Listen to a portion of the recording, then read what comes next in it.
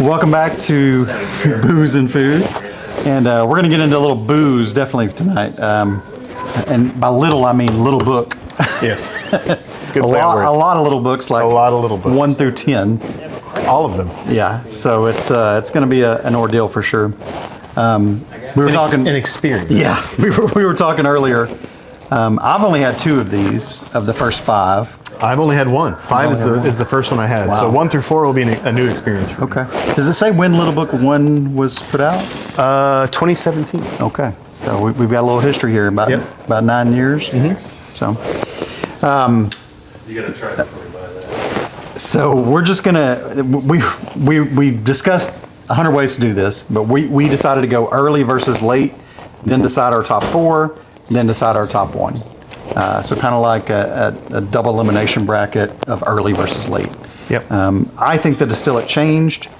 We're going to see if that proves out. But this is chapters 1 through 5. We're going to give you a breakdown of each one, and we're going to taste them as we go along, starting with chapter 1. So a little background on Little Book for those that aren't familiar with such things. So Little Book, they come in these nice black box cases. So it's a limited edition release from Jim Beam. And not to be confused with Booker's, which is 4 releases a year. Yeah. Little Book is 1 per year. Yeah, and the Bookers are in a wood grain brown box. The Little Books are in black. You can tell the difference. Yep. And these are all Freddie Noe's project, right? Mm-hmm. So he goes and selects these specifically, and they're all blends. Wild blends. Correct, and very, I would assume, thought out strategic blends, if you will.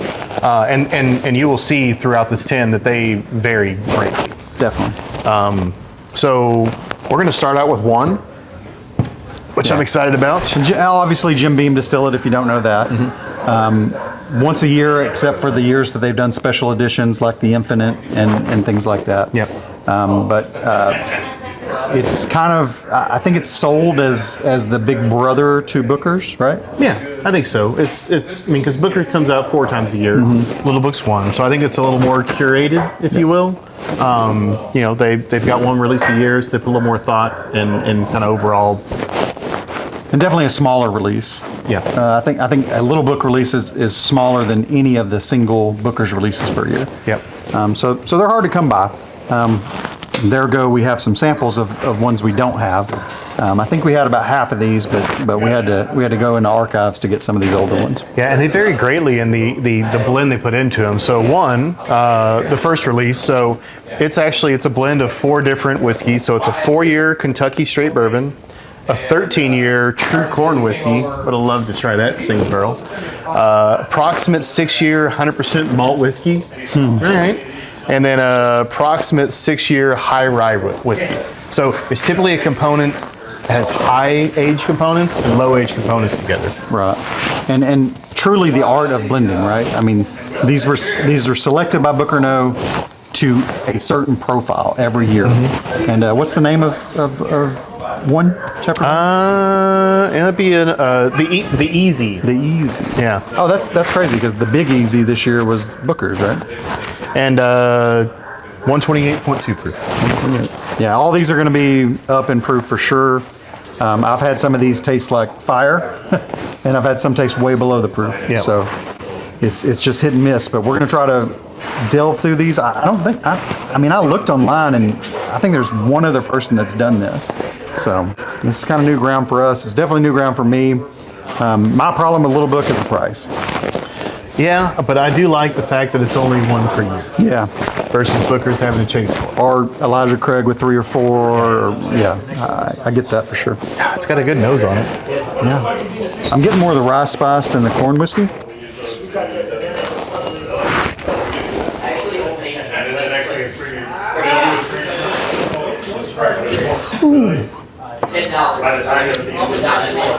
It's a little proofy. Mm-hmm. It's got some sweet to it though. That's that corn whiskey coming through. It's complex. Corn, rye, vanilla, caramel, spice, normal bean, peanut, a little bit of almond. Long finish, coats the full mouth. It's pretty good. I mean, if you're going to start a brand or start a lineage or you know, a release, you got to come out with a banger on the first one, right? Oh man, It's Old Bean. I get that same flavor profile with like the old Overholts, like the super old beans. and I know each release has a tag on it, which is fun because you know I have the breakdown of what the components are, but Google AI didn't give me the percentages, which the tag does. So you can tell, you know, is it 1%, you know, 13-year-old corn whiskey, or is it 20%? Yeah, they disclose everything. Yeah, which is cool because not everybody does. Yep. All right, so that's strong out of the gate. Yeah, we've got a standard bearer for sure. Yeah. We're going to move on to Little Book Chapter 2, which is named No Simple Task, and that's N-O-E. But you got to love the... I mean, both the Bookers and the Little Book names, they don't play around. They're typically entertaining. Yeah, so this is from 2018 and is 118.8, so we're going way down in proof. Yep. We have an 8-year Kentucky straight rye, a 13-year Canadian rye, and a 40-year-old Canadian corn whiskey. So to say we're changing gears is an understatement for sure. And it is on the nose. 40-year-old. It smells old and it smells Canadian. Such a dusty note. Wow, that is so different. This tastes like, or smells like, I haven't tasted it yet. This smells like some of the unicorns we had the other week that were so old, that dusty, funky note. The old Weiser that we had. not varnishy, but definitely dusty. Yeah. Wow, that is so different. Wow. God, does it have the percentage? I want to know how much that 40 years in there. I don't know. That tastes old as hell. So the chapter 1 and 2 makes me think that we're doing this wrong, that we shouldn't be ranking these like... I mean, because I one through 4 may be the final best one. Is the point to be different though? Every year? I mean, they are. Let me see if I can, I'm gonna dig a little deeper and see, just because that old one's in there, I'm gonna see if I can find percentages.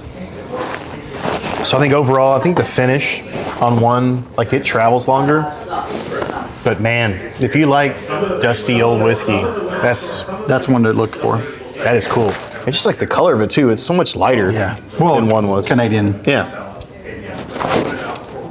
Wow. You need to try this one.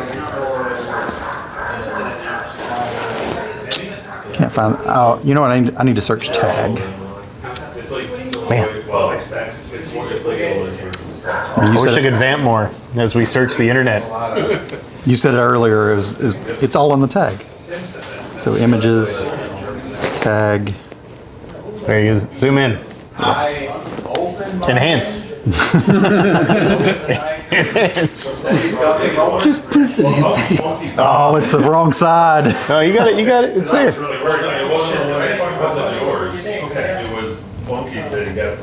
No, it just says, it doesn't have the percentage. Yeah, it doesn't have the percentage. Oh, maybe they started doing that later. All right. I'll tell you what, there's a lot of 40-year-olds. There is an appreciable percentage of 40-year-old Kentucky whiskey. Because it smells and tastes like a dusty whiskey. You could have just told me it was 40-year-old Kentucky whiskey and I would have believed you. Canadian. What did I say? Kentucky. No, Canadian, excuse me. Hey. Just say So very, very different. I don't even know how to judge these because they're not in the same category. But I think overall, experience-wise, I still like one better. yeah, But two's fun. you can't deny the dusty, funky Two note. is really fun. Yeah. If you want like a pour that's different than anything you've had in modern days. Again, I've had almost 5 through 10. I'm missing a couple in there, but nothing is like that. Yeah. All right. So moving on to 3. Let's see where this roller coaster takes us. Where could they possibly go from there? So number 3 is The Road Home. It was released in 2019. So it's 9-year-old Knob Creek, 9-year-old Basil Hayden, 11-year-old Booker, and a 12-year-old Baker's. So 3 different mash bills, if I'm hearing it right. I think Booker's and Baker's is the same. So all traditional bean 7 to 9 years. And it'll be interesting as we go further into this. And Oh, a 12-year-old. another episode. I know there's putting their multiple lines in there happens later in the series as well. Oh, To a larger degree. Okay. But it'll be interesting to maybe compare those as well. yeah. So that's number 3. So these were all, a lot of these were sourced whiskeys. Correct. This is the first one they're actually pulling all their own product. name branded product. Interesting. Oh yeah, that is Knob Creek. Yeah. If I've ever had it. Peanut for days. Caramels, vanillas, Yes, caramel peanut. a little bit of rye. I think that's the basil.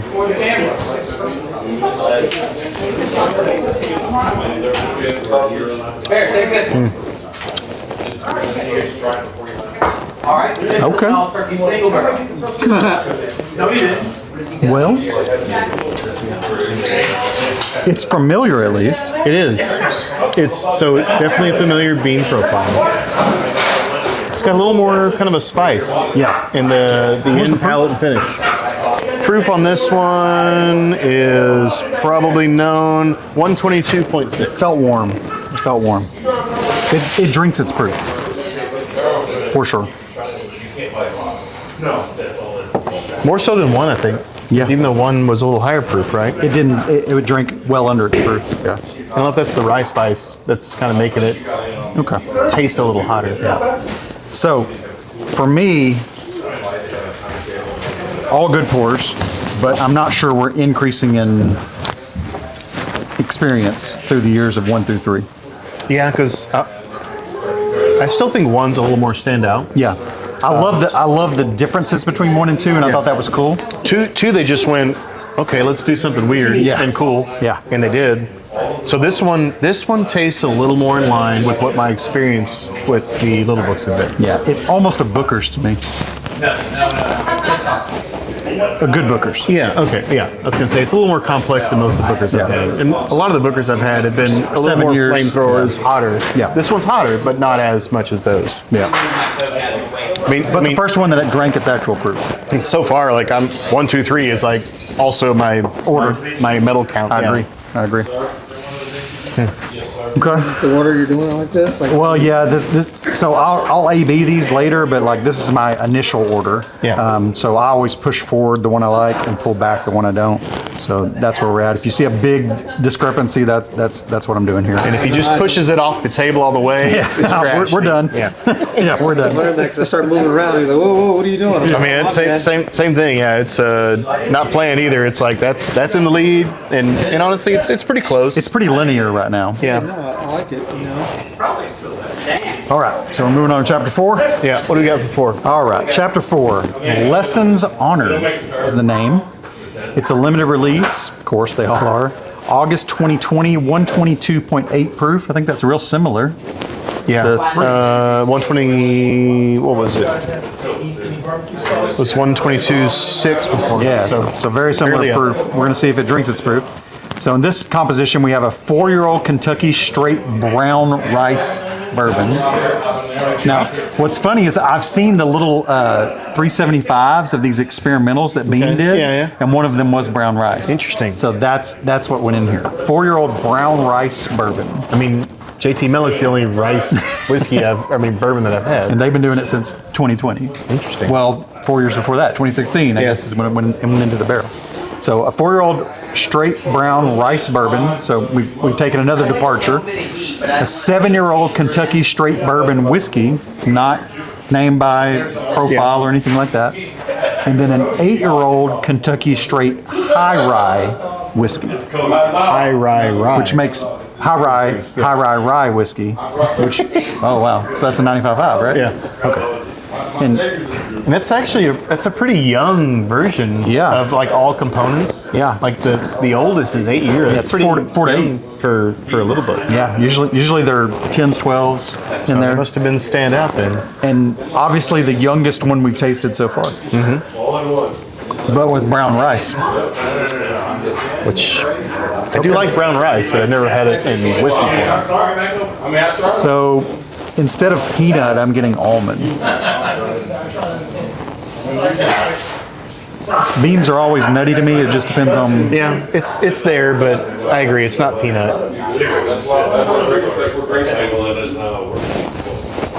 So what's kind of getting me is whatever Trevor and Jimmy had out on the grill has come in, and so in the air. The nose is now barbecue, and I actually like that a lot. You haven't tried it yet. You're still in the nose. I'm already in on this. So now we're gonna get a little discrepancy. okay, that's really nutty. Yeah, but I like it. Now I'm getting peanut on the palate. I am too. Finish is cool. Mm-hmm. It's kind of smacky. It's Yeah. Doesn't drink 122. Drinks well below 122. Compared to this one drank all of 122. yeah, man, that might. Peach, habanero, jalapeno, serrano, brown sugar. I agree. I think that might roll into third. That might roll into second, honestly. I've got them the same right now. Yeah, I'm gonna have to A/B those to determine that. All right, so this is the last one for me. I don't have a fifth Glencairn, so I'm gonna drink this. So I do have a fifth. We can share if you want. Oh, yeah, I'll do that. I'll pour a little extra.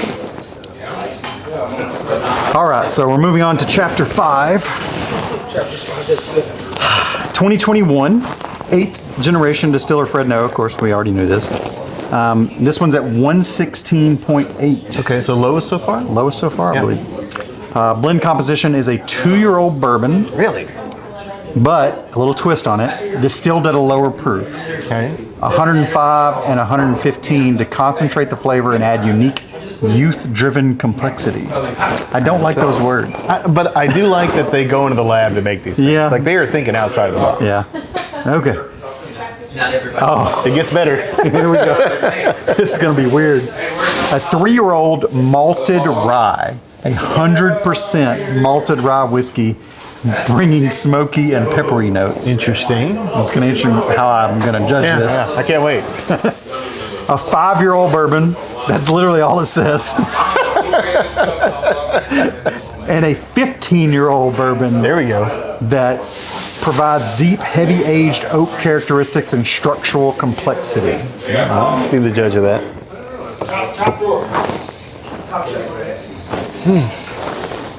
Nose good?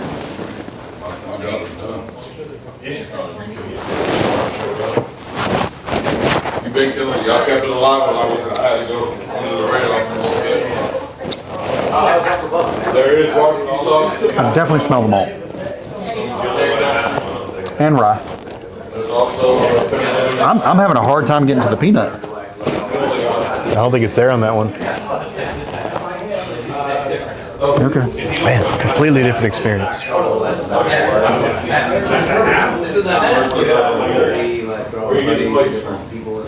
That's not for me. It's a fun ride. It's pretty short overall. That's not for me. I think it's my fifth as well. And I know the elements you don't like, and that doesn't bother me as much. But just overall an experience, I think it's fifth for me. I'm very sensitive to malt, and I'm very sensitive to youth-driven whiskeys. Yep. And it has both of those. And maybe I shouldn't have read that before I drank it, but So we actually have the tag for this one. So even on the nose. I don't have percentages on these. I wonder when they started that. Yeah, it's okay. Yeah. It's just okay. It feels experimental. when you take me to my house too, I ain't gotta drive. Yeah. First class, I'm drinking. I can eliminate that one right now. Like I said, I think it's the low end of my first 5. So our goal here is to find 2 out of these 5, right? Yeah. Okay, so I've got my 1, which is 1. Well, I've got 3 to contend, and I'm willing to give them all a chance. But I've got to try these 2 AB, which is chapter 2 and chapter 4. Yeah. Which I've got 1, 2, and 4, and I'll going through. what makes Two this are very going through. difficult, like usually when we blind things, there's some similarities. These are completely different. And yeah, I really think it's like palate driven on what you like. And that's the thing. It's all from the same distillery, but they're pulling in things from other places. And Yeah, putting they're together sourcing. in ways that typically aren't put together. I love that dusty note.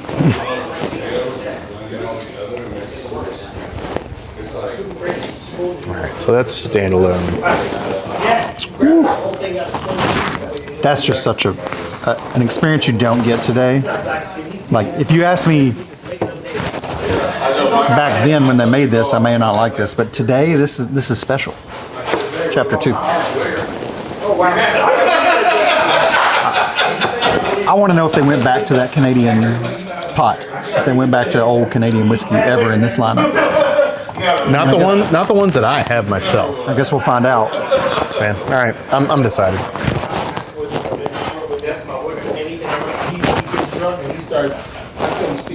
Yeah. I think we actually agree. Yeah. 1, 2 in that order. And 1 for the flavor. Yeah. 2 for the experience. I agree. Well, it's unique. I mean, it's hard to get a dusty. Yeah. They're old. There's not that many of them left. And it's a cool experience. Yeah. So 5 was the funkiest to me. Yes. And when I say funky, that's not a good funky. Like, I love turkey funk. It's just kind of it's a little weird. It's off profile and was it a good experiment? I guess is the question. No, and not for me. I don't know that one works. Yeah. I applaud that they're willing to go out of the box and try weird stuff. And somebody loves that, I'm sure. I guarantee. It's just it. not me. I think 3 was hot. Yeah. And that's why it kind of fell back. Yep. 4 was really good. It's an honorable mention out of the first 5. Yeah, and we make it like if we taste the next 5 and we don't like any of them, we may come back to 4. Yeah, I agree. But for right now, chapter 1 through 5, 1 and 2 is what you should hunt. Yep, agreed. So this is part 1. Please stay tuned for part 2 and 3, where we're going to go through chapters 6 and 10, and then we're going to have our final 4 and tell you which one we think is the best. So please keep it whiskey, and we'll see you on the next one.